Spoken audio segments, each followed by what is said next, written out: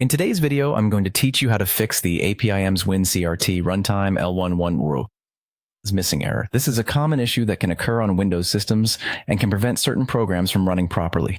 But don't worry, we'll walk through the process step by step to get this resolved in about 5 minutes. First, we'll need to visit the official Microsoft website. This is essential because we want to ensure we are downloading the official files that are safe and compliant with your system. After navigating to the site, we're going to download the Visual C++ redistributable package, which is a key component when addressing this kind of error.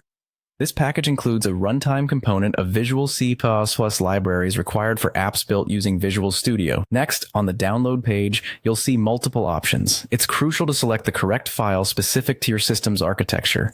If you're using a 64-bit version of Windows, you'll want to download the file named vcsauce-redist.x64.exe. For those on a 32-bit system, the file you need is vcsauce-redist.x64.exe.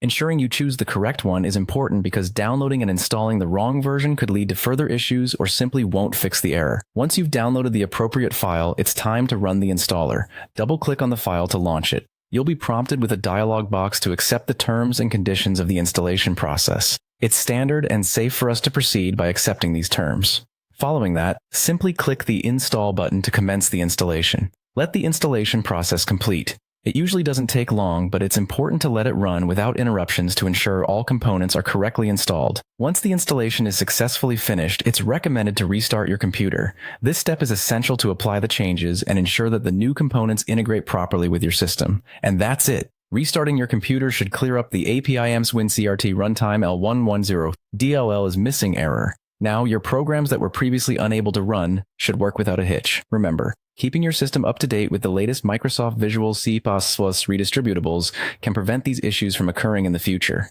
Thanks for watching, and I hope you found this tutorial helpful. If you did, feel free to like and subscribe for more quick fixes and tech tips. See you in the next video.